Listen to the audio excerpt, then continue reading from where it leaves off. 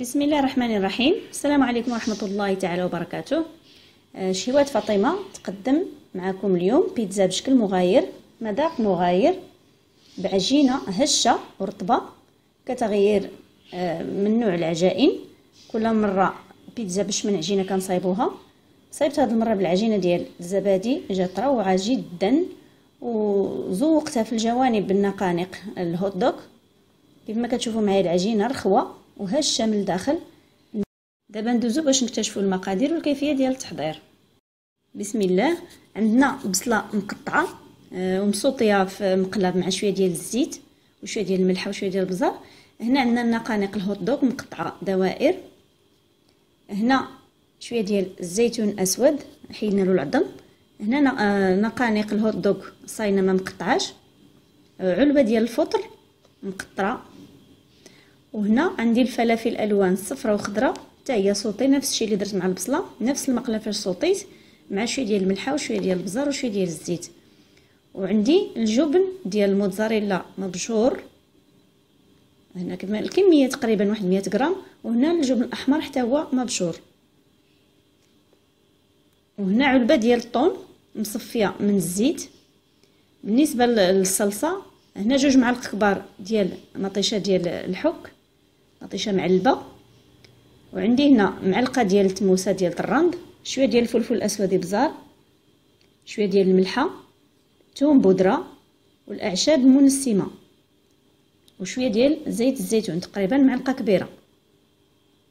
وبالنسبه لمقادير العجين عندي هنا معلقه صغيره ديال الخميره حبوب، وهنا علبه ديال الزبادي، الزبادي ما حلوش مسوس.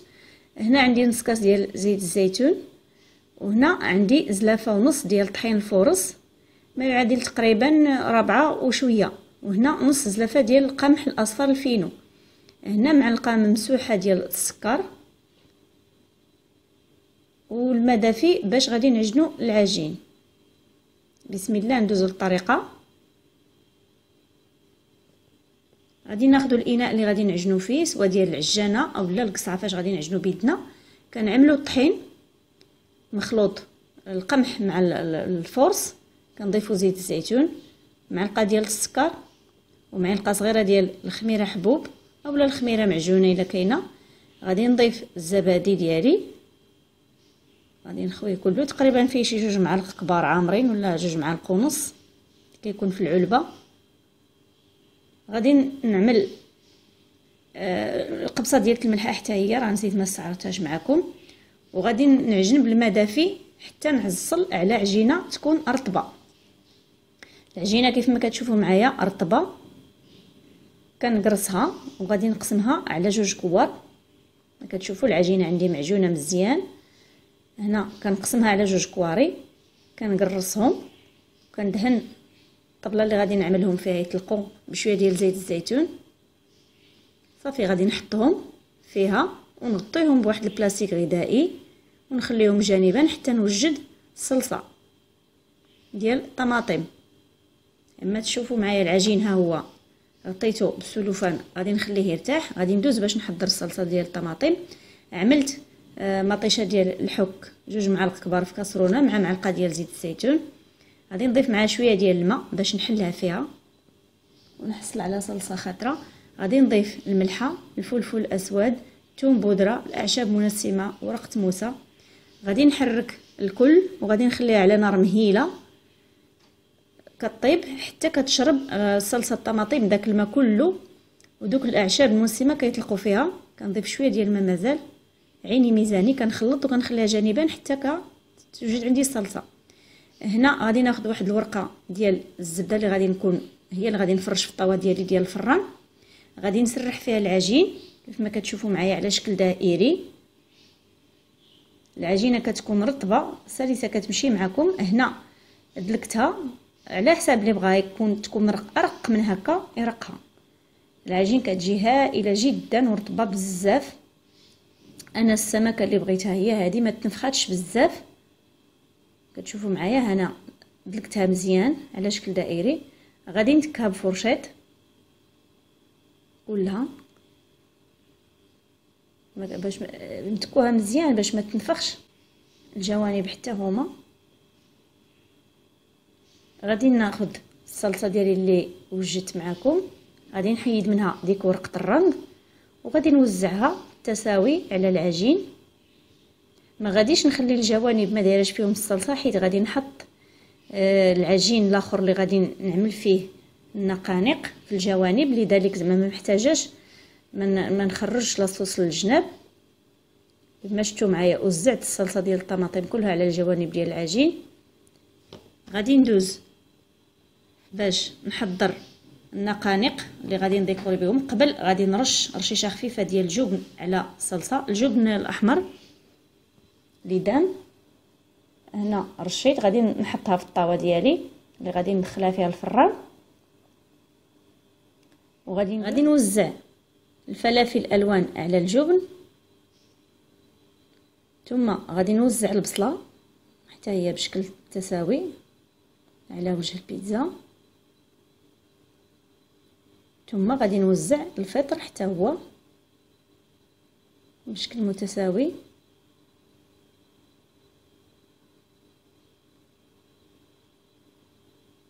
ثم غادي نضيف النقانق مقطعه هكا بالتساوي حتى هي من الفوق.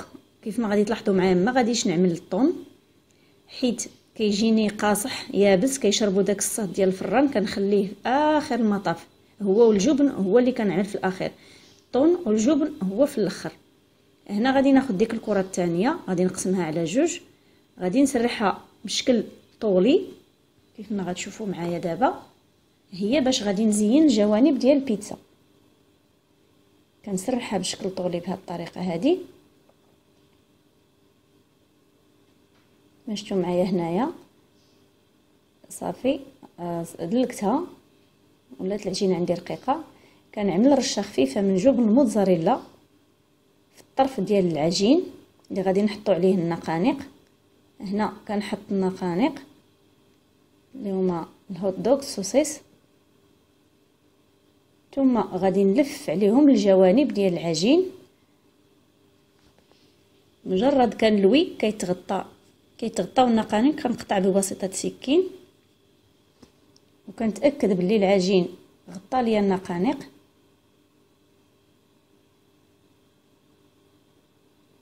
كما كتشوفوا هنا العجين كله تاكدت بلي لصق تغطى. كنقطع بشكل متساوي على شكل دوائر، هاد الدوائر هي اللي غادي نحط في الجوانب ديال البيتزا. كتشوفوا معايا بشكل متساوي كنقطعوا الهوت دوغ، وغادي ناخذوا البيتزا ديالتنا غادي نحطوا الدوائر ديال الهوت دوغ بهذا الشكل هذا اللي كتشوفوا معايا دابا. غادي نعملهم غادي نستفهم واحد حدا الاخر، واحد حدا الاخر حتى كنجيب الدوره ديال البيتزا. هنا كيف ما كتشوفوا معايا البيتزا ديالي جبت ليها الدوره كلها بدوك النقانق. دابا غادي ندخلها للفران حتى طيب، نتاكد بلي العجينه ولات صفرا من التحت. غادي نخرجها باش نضيف ليها الطون والاجبان والاعشاب. هنا كيف ما شفتوا معايا العجين ها هو خرجته من الفرن، غادي نوزع عليها الطون. هنا العجينه صافي ولات صفرا من التحت، يعني ما بقى ليا غير نرش الوجه ديالها بالجبن فقط. هنا كنضيف الطون، كنضيف الزيتون، حيت الا عملنا الطون من الاول كيكون كيجي يابس من الفوق، كيبس كيشرب ديك الصهد ديال الفران كيبس. هنا غادي نوزع الجبن الاحمر على الوجه بشكل متساوي. بالنسبه للبيتزا بغيتو تقطعوها بالنسبه للجبن ديال الموتزاريلا بغيتو تقطعوه دوائر وتستفوا على الوجه ديال البيتزا، كتجي ميدمه بزاف وكيجي عاطي منظر اكثر من هكا.